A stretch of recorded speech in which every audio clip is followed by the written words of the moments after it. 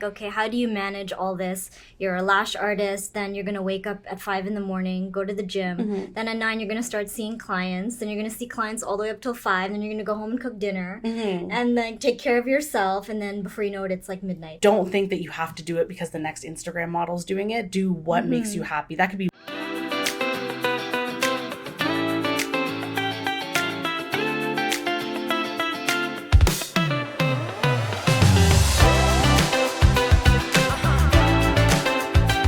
everyone, welcome back to another episode of Glam Gossip by LLBA Podcast. I'm your host, Puja. I'm the Influencer Marketing Specialist here at LLBA. For those of you who don't know, we are a Canadian lash and beauty supply company, and our goal is to help you thrive and flourish in the beauty industry. So all month long, we're celebrating women's empowerment and women in the beauty industry. And today's topic, we're going to be discussing how to maintain a healthy work-life balance as a beauty professional. I know a lot of lash artists, they're, really kind of workaholics sometimes. So we're definitely going to dive into this topic today. We've brought back our lovely guest, Claire Hooper. Welcome Hello. Back. Thanks for having me again. I love it. Thank you so much. So we'll jump right into our topic today. And so for those of you who don't know, Claire is a lash artist, content creator, etc., etc. Claire, why don't you just give us a little quick intro, maybe for those of us in our viewers who aren't familiar with you. Yes, so I am Claire Hooper, lash artist, beauty business educator, content creator. I feel like in entrepreneurship, we hold a lot of titles. Yes. And I've kind of found my home in the industry, making my clients feel beautiful because I do still do lashes, but also helping people take their businesses to the next level because sometimes we forget about the back end part. So yeah, that's the Coles notes of it. Right on. So why don't you tell us about your life as a busy mom and, how do you personally find work-life balance, kind of juggling, your kids, your relationships, your career, et cetera, et cetera. So all of that. So our topic today is how to find proper, maintain work-life balance as a beauty professional. So tell us, how do you do it? So it's a lot. And anybody who's listening right now, or if you're watching, being a mom and being in business can be equally as demanding. So for me, first and foremost, I try to really be gentle with myself because we can't always do everything perfectly. And we put these sometimes unrealistic expectations on ourselves to get everything done. And I don't know if there's a such thing necessarily as like work-life balance or if it's work-life integration because they both have to work within each other, right? Like me, my business is part of who I am as, Claire Hooper. So it kind of weaves in and out with different things. So first and foremost, being gentle with myself.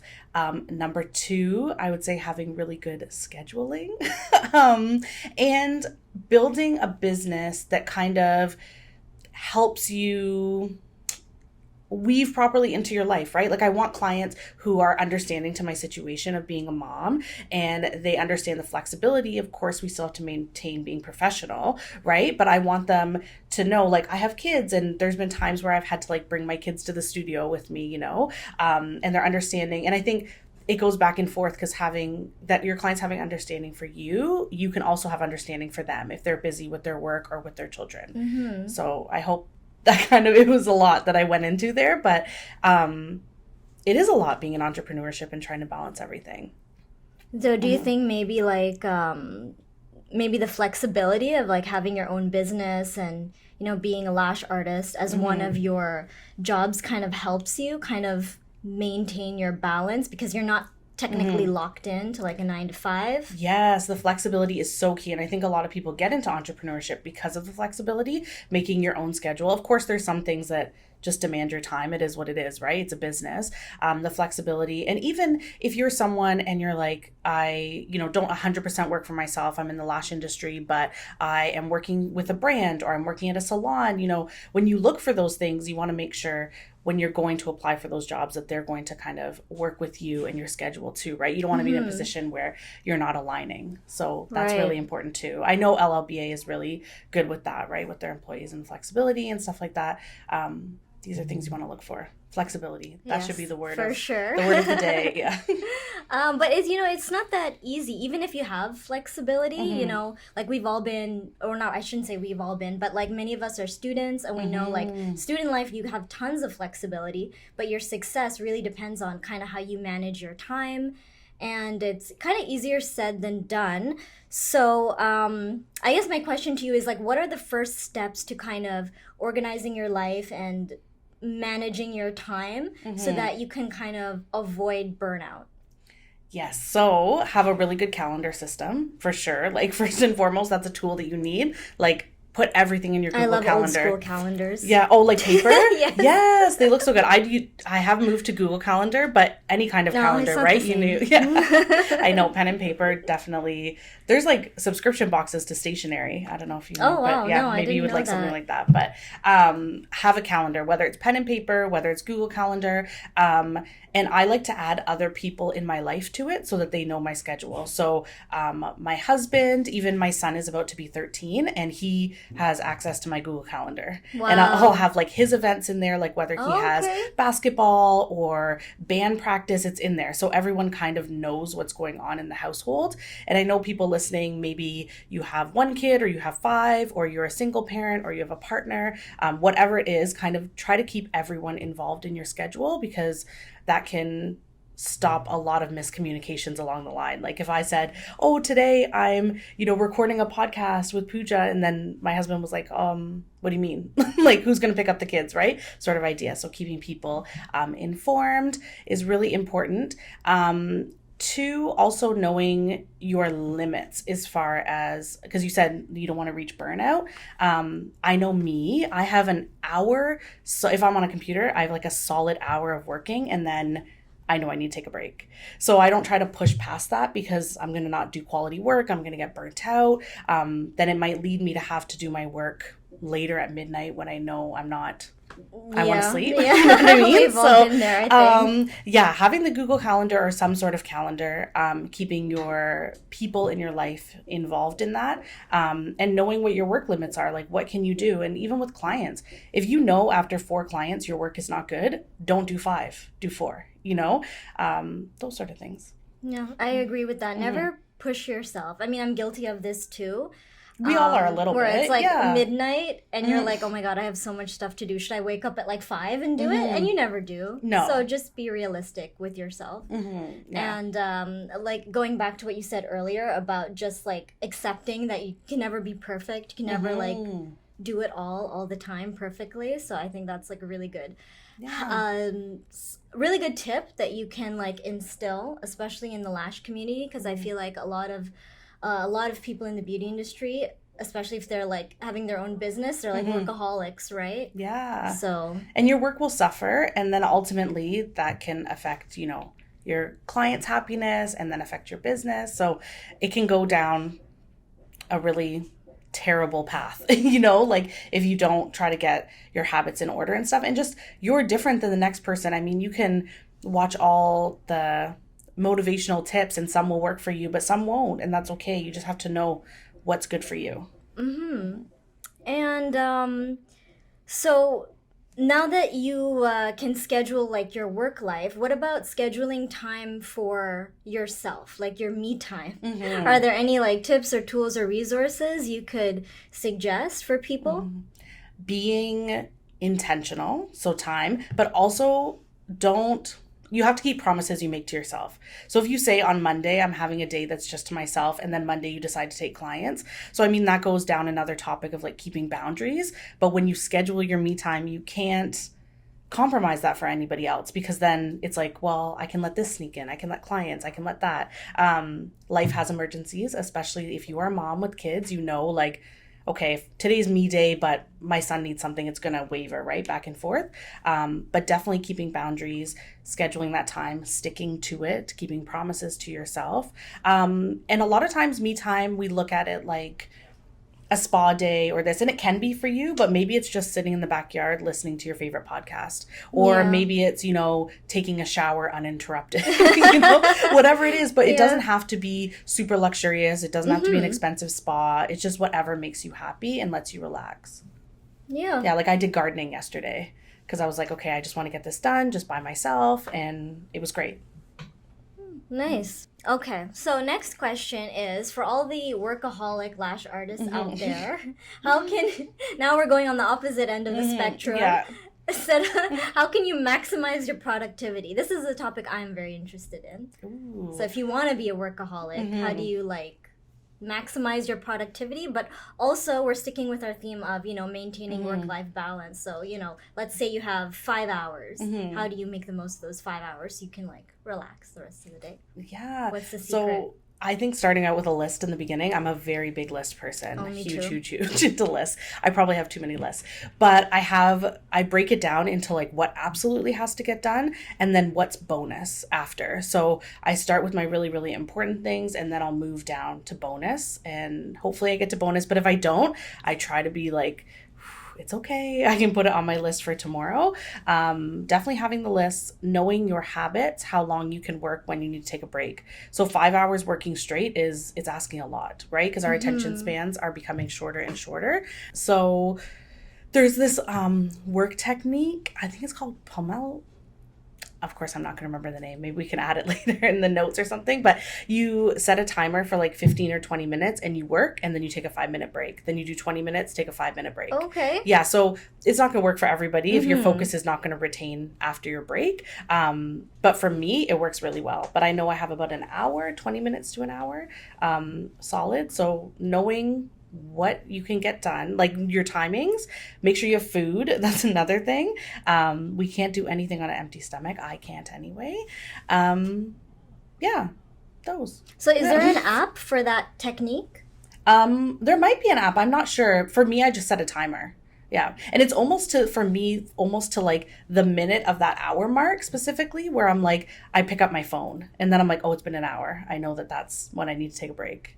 Because I start getting off my laptop and scrolling Instagram. I think for me, the biggest tip I have personally, Puja's tip of the day, is cut out the distractions. Yes. As addictive as the internet is, as our phones are, they really, in my opinion, they hinder your performance, your work. 100%. You can't get anything done if you're constantly checking on your phone. Oh, did this person text me? Or did this person update their Instagram? I mean, for my job, I can't even escape from it. Yeah. Because it's kind of part of what I do.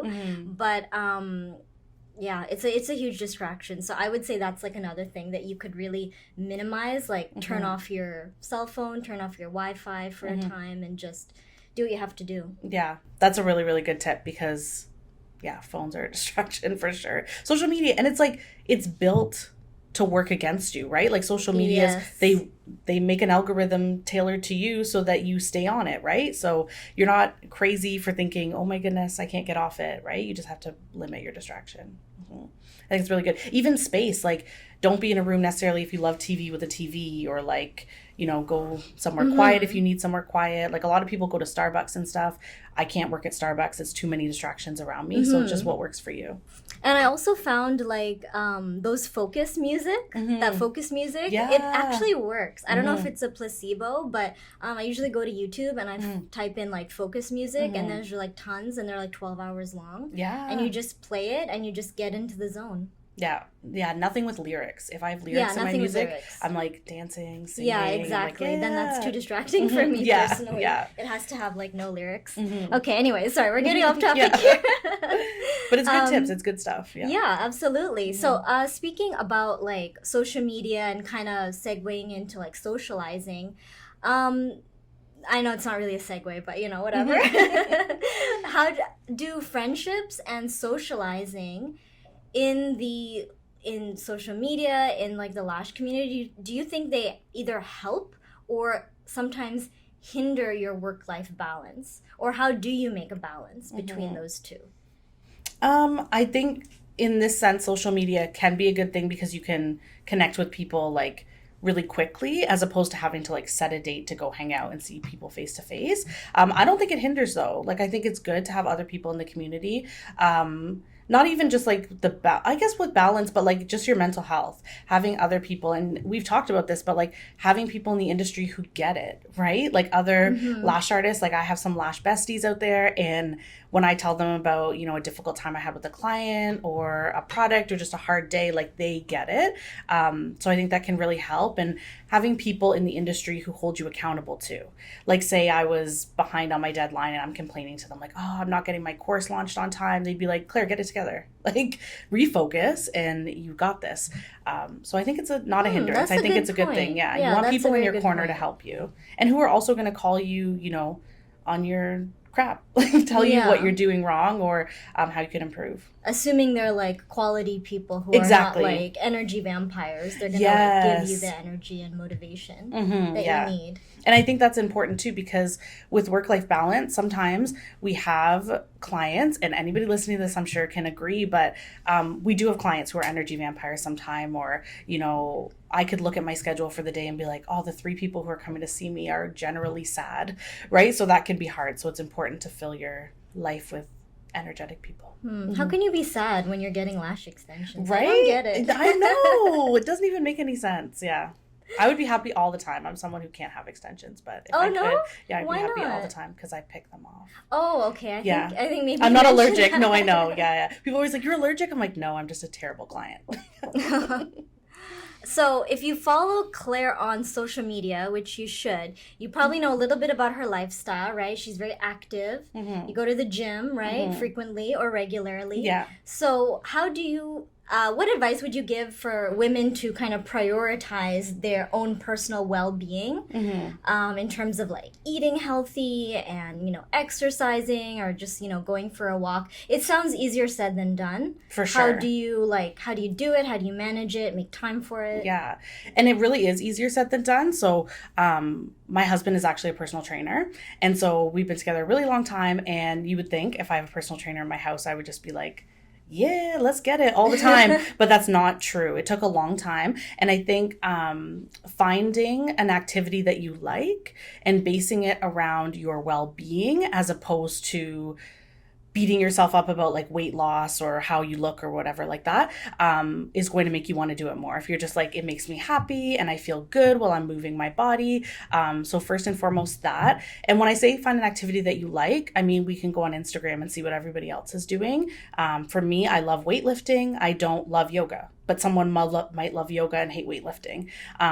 Don't think that you have to do it because the next Instagram model's doing it. Do what makes you happy. That could be walking. I love going for hikes with my family. That's working out. Gardening's working out, right? Find something that you love and schedule a realistic schedule. So don't tell yourself you're going to go 7 days a week if you don't have time to go 7 days a week. Like if you know you're never going to make a morning workout or morning exercise, don't do that. Go at 4 if that works in your schedule. We really have to be, and it's with our habits too, we have to be realistic of what we can actually handle. That's an important point, being realistic, because I was just thinking like, okay, how do you manage all this? You're a lash artist, then you're going to wake up at 5 in the morning, go to the gym, then at 9 you're going to start seeing clients, then you're going to see clients all the way up till 5, then you're going to go home and cook dinner, and then take care of yourself, and then before you know it, it's like midnight. Exactly, yeah, and maybe you shove that into a day, 2 days a week, and then the other days you don't go to the gym, right? Or your partner cooks dinner that night or whatever it is, right? Or you order pizza, like that's okay too. So just finding something that works in your schedule and something you get excited about going to do. Yeah. And something you could actually be consistent with. Yeah. Because that's the biggest thing I feel like for getting healthy or fit or whatever it is, you have to be consistent. And what do you think is the most important thing that's helped you find your work-life balance? Ooh. I know this might be a tough question because it's kind of it depends on everyone's circumstance is going to be a little different. Yeah. And it's been different along the way. I think one of my biggest things, because we talked about like how I'm active and I go to the gym a lot, I think telling myself, because that's hard for me to go and do. So being like, I can do hard things, like that's kind of a mantra that I have. So that's helped me in my work-life balance. So when days are really difficult or it feels overwhelming, I'm like, I can do hard things, like I can make this happen. It's really good for me. So the gym definitely taught me that. I can do hard things. I don't know if I could adopt that. Yes, you could, totally. So anytime, and hard things for everybody's different, right? So like I switch my gym schedule to the morning, which I hate, but it works for me better in my lifestyle. So I'm always like, I can do hard things when my alarm rings at 5:45. 5:45. Wow. Okay. Yeah. It's awful. It's awful. Like, I'm not going to say it's great, but it sets up the rest of my day so amazing for me. But other people are different. What works for them? So as you know, all month long we're celebrating Mother's Day, and we know you're a mom of two, busy mom of two. So is there any message you would like to send to all the moms out there who are trying to pursue their dreams in the beauty industry? Yes. So I think this has been a theme I've been saying the whole time, like be gentle with yourself, but also opportunities and like money are going to regenerate. Like there's so much money and so many opportunities out there, but we don't always get the time back. Yeah. So spending the time with your kids and your family and the people you love is also really important. And I know not everybody has that luxury. So you might be like, Claire, I have to put in these hours today, but the time that you have, I think really try to spend it as much as you can. Even, sometimes when we're tired or things like that, because those are the moments that like, years from now, you're always going to remember. Easier said than done, because I know everyone's in a different position where they are in their motherhood journey. You may be doing it alone. You may be doing it with a partner. But yeah, there will always be more money and more opportunities, but you won't get time back. I think that's a beautiful message. And that's so true, because I feel like, society, it's like really pushing us to just like do everything and be rich in like 5 years and all this kind of stuff. But as you said, like there are always going to be opportunities out there. So I don't know. I agree. Yeah. Like you should kind of value the time that you have with your family, especially, if you have kids that are young. Yeah. Because the dreams aren't going anywhere. They're always going to be there for you. Exactly. The right things come at the right time. I also think not everything has to be aesthetic. Take the photo, do the video, post it, share it with people. It doesn't always have to look perfect. The messy parts of life are really beautiful too.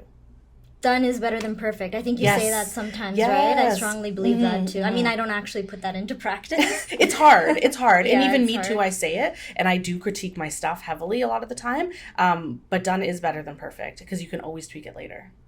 Out of all the women you know in your life, all of the amazing women you know, who inspires you the most? Ooh, that's our final question. This is a tough one. Yeah, probably my mom, I would say. Yeah. Super hardworking woman, and she was a single mom for me and my sister. So I've seen what it takes to really grind it out from the bottom to the top. So yeah, but I'm lucky to have lots of amazing women in my life. Even in this room, I have amazing women in my life. So yeah. That's so beautiful, because I think if you ask any woman, like, who's the most inspirational woman in your life, they're probably going to say my mom, my grandma, my aunt. Yeah. So I think that's amazing. Thank you so much, Claire. It's been so nice having you again. Thank you for having me. And this was a great topic. I think we could probably talk more about this topic. Oh, for sure. There could be like episode so many 4, 5, 6. Yes, yeah. I agree. And you're definitely like the best person to help us out with that. So thank you so much for coming. And we're always happy to have Claire back again in the future. And thank you so much for tuning in to this episode. I hope you enjoyed it. Thank you so much for tuning in. And if you like our podcast, we are on YouTube. Please subscribe so you can get more content like this. And check out our links on Spotify so you can watch other episodes. And check out Claire's following on Instagram and her website. Everything is going to be linked. And if you are looking for some beauty supplies, lash supplies, we have everything you need at LLBAprofessional.com. So until next time, bye.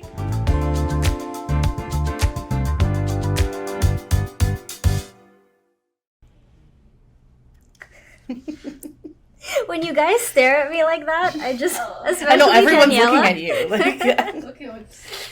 Okay, it's okay. We have a good blooper reel.